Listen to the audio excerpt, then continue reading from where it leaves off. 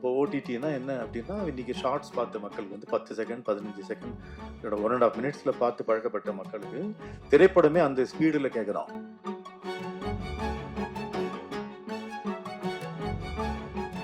அந்த காலத்துல பாண்டிச்சேரி போவோம், காரை ஓட்டிட்டு போவாங்க. நீங்க ஓட்டிட்டு பாண்டிச்சேரியிலேருந்து காரை ஓட்டிட்டு வந்திருக்கீங்க. இந்த ஓடிடிலாம் ரொம்ப புரியாத ஒரு விஷயமா இருக்கு. அது முதல்ல தேட்டரில் ஓட்டிட்டு வாங்க, அப்புறம் தான் ஓடிடின்றான். அது என்ன புரியல எனக்கு. இப்போ பஞ்சதந்திரம் சுமாரான ஹிட்டு தான் தியேட்டரில். Biggest hit in OTT ever in the history of Tamil cinema ஒரு காமெடி படம். அப்போ ஓடிடினா என்ன அப்படின்னா, இன்னைக்கு ஷார்ட்ஸ் பார்த்த மக்களுக்கு வந்து 10 செகண்ட், 15 செகண்ட், இல்ல 1 1/2 மினிட்ஸ்ல பார்த்து பழக்கப்பட்ட மக்களுக்கு திரைப்படமே அந்த ஸ்பீடில் கேட்குறான். குறைஞ்சபட்சம் ரொம்ப அந்த காலத்தில் எம்கேடி தியாகராஜ ஸ்பீடில் இருக்க எஸ்ஜே சூர்யாவே இன்னைக்கு அவ்வளோ தூரம் போயிடுச்சு.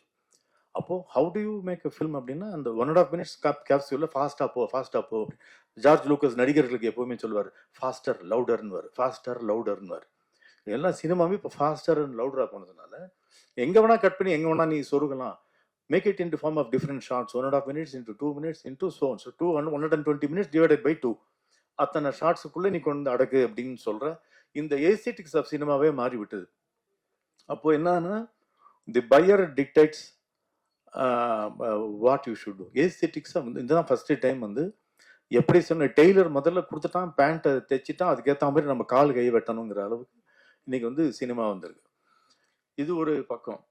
ஏற்கனவே உலகத்தில் இல்லாத ஒரு இடர்பாடு தமிழ் இந்தியாவுக்கு வேண்டி தான் உண்டு. என்னன்னா இன்ட்ரோல்னு எல்லா ஊர்லேயும் 1.5 hour தான், நம்ம ஊரில் 2.5 hour. ஏன்னா இன்ட்ரோல் ஒன்றுக்கு போனோம்.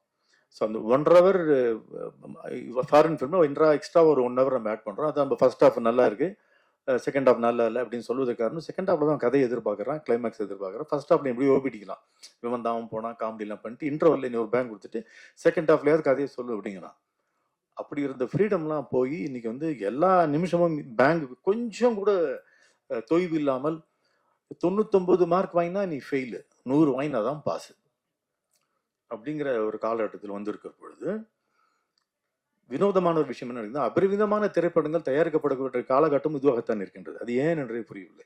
There is somewhere some money is available for people to produce films, knowing fully well it is not going to be sold, knowing fully well nobody is there to buy.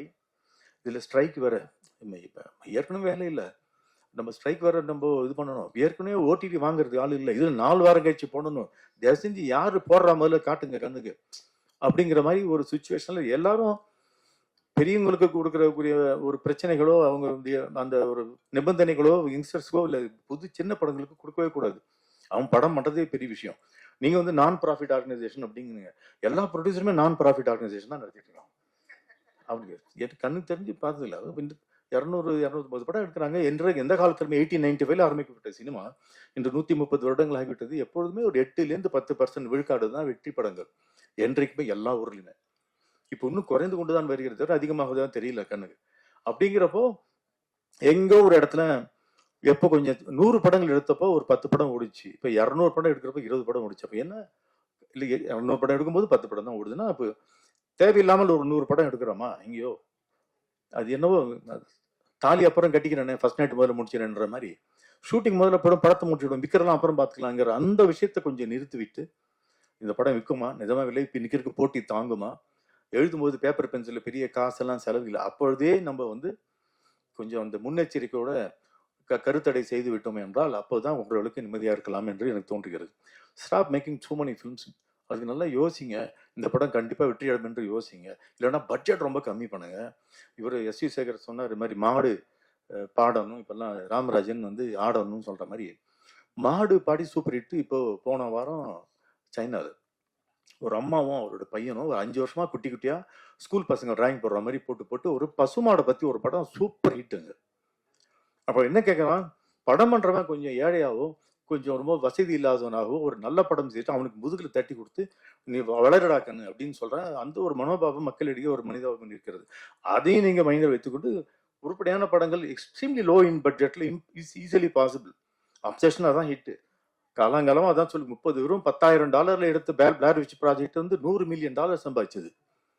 Robert Rodriguez produce பண்ண அந்த L mariachi அப்படிங்கிற படம் வந்து வெறும் $10,000, அதில் நடிச்ச ஆளில் $4,000 கொடுத்தான். மொத்தம் $6,000 எடுத்தப்பட்ட $125 மில்லியன் சம்பாதிச்சது.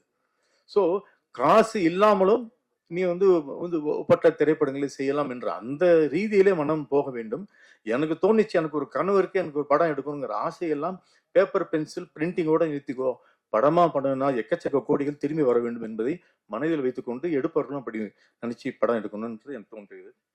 உங்களோட வென்யூல நீங்க வந்து நிறைய இவர் போஸ் வெங்கட் சொன்னது போல செல்வமணின்னு சொன்னது போல மக்களுக்கு பிடித்த மாதிரி அப்படிங்கிறது ஒரு பெரிய அட்வான்டேஜ் என்ன இருக்குன்னா, நீங்க ஒன் அண்ட் ஆஃப் மினிட்ஸ் ஷார்ட்ஸா ஒன்னா சேர்த்து கோர்த்து ஒரு மாலையாக தயாரித்து அதுல நீங்க விட்டீங்கன்னா people will start tuning into your OTT, but be very cautious about the quality.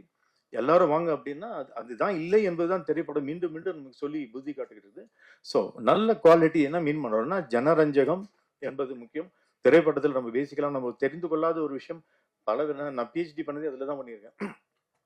மக்கள் வந்து ஒரு 10 நிமிஷம் ஒரு ஒரு டிராவல் பண்றான், இல்லை ஒரு 1 hour டிராவல் பண்ணி ஒரு மெனக்கெடுக்கிறான், கியூல நிற்கிறான், காசு கொடுத்து டிக்கெட் வாங்குறான்.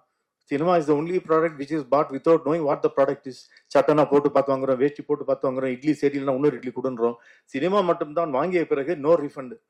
என்னன்னே தெரியாது, என்ன ப்ராடக்ட்னே தெரியாது, காசு முன்பணமாக கொடுத்து விடுகிறோம், ஒரு சீட்டில் உட்காந்துக்கிறோம், இருட்டில் போட்டு அடக்கி வைக்கிறான். அதுக்கே திருவிழா கும்பல்லாம் வந்து பெரிய விஷயம், செலிப்ரேஷனாக போகணும், இருட்டிலேயே வச்சுக்கிறேன், பலான விஷயம் தான் இருட்டில் பேசுவேன்.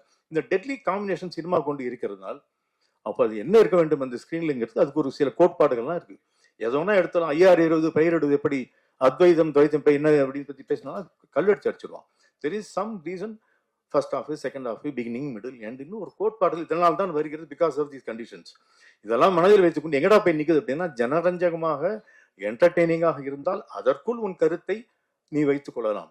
ஆனா கருத்தை மட்டும் படமாக இருந்தால் அது வந்து வீட்டில் நீ வச்சுக்கோ, மக்கள் அது காசு கொடுத்து வாங்க மாட்டான். Because you're taking money from him அப்படிங்கிறது அர்த்தம் வச்சுக்கணும். இதெல்லாம் மனதில் வைத்துக்கொண்டு ஜனரஞ்சகம்னா the more the people the better the product அப்படின்னு மனதில் வைத்துக்கொண்டு make it happy, make it jovial, make it have a content that has a beginning, middle and dramatic இருக்கணுங்கிறது வந்துருச்சு. ஸோ இதை மனதில் வைத்துக்கொண்டு ஓடிடி ஆகட்டும் திரைப்படமாகட்டும் ஜனரஞ்சகமான ப்ராடக்ட் எடுக்க வேண்டும். நீங்கள் எந்த படம் வேணா வாங்க முடியாது. அதுக்கு மக்களும் புரிந்து கொண்டு அதுக்கேற்ற மாதிரி படத்தை எடுத்தால் உங்களை மாதிரி ஓடிடியும் வாழும். படம் முன்படம் போட்டவர்களுக்கும் ஒரு நல்லபடியா இருக்கும். நீங்க வந்து இந்த 20% ஒர்க்கர்ஸ் தரேன்றீங்க, செல்வமணி ஹாப்பி ஆடுவாப்ல, அதுக்கெல்லாம் செல்வமணி இருக்காப்ல, ப்ரொடியூசருக்கும் ஏதாவது கொஞ்சம் கொடுத்தீங்கன்னா பாவம் அவனுக்கு கொஞ்சம் கொடுக்குறீங்களே, அந்த சார் மீண்டும் ஒரு நன்றி அதற்காக. So wish you all the best. Thank you very much. தவிர்க்க முடியாத தம்ப்நெயில்ஸ், கலக்கலான கண்டென்ட்ஸ், சினிமாவும் சீரியஸ் பிரச்சனைகளும், பல வருடங்கள் இடைவெளிக்கு பிறகு இந்த படத்துல ஒரு கலகலப்பும் கைகலப்பும். Me too, love you. Thank you so much. Mass ஏத்துறது போயிட்டே தான் இருக்காரே தவிர பிரேக்கே இல்லாமல் பிரேக்கிங் நியூஸ் சொல்லும் தந்தி டிவி ஆப். இன்ஸ்டா தலைமுறை வரை இறங்கி அடிக்கும் தந்தி டிவியின் டிஜிட்டல் எக்ஸ்க்ளூசிவ். அது தண்ணிக்குள்ள போகும்போது ஹேங் ஆயிடுச்சு. உங்களுக்கு விஜய் சார் எந்த அளவுக்கு ரொம்ப பிடிக்கும்? Of course, Malayalis are huge Vijay sir fans. ரெண்டு பேருமே ரொம்ப பிடிக்கும் எனக்கு. தந்தி டிவி ஆப்பை இலவசமா டவுன்லோட் செய்யுங்க, ஃபாலோ பண்ணுங்க, சப்ஸ்கிரைப் பண்ணுங்க, என்ஜாய் பண்ணுங்க.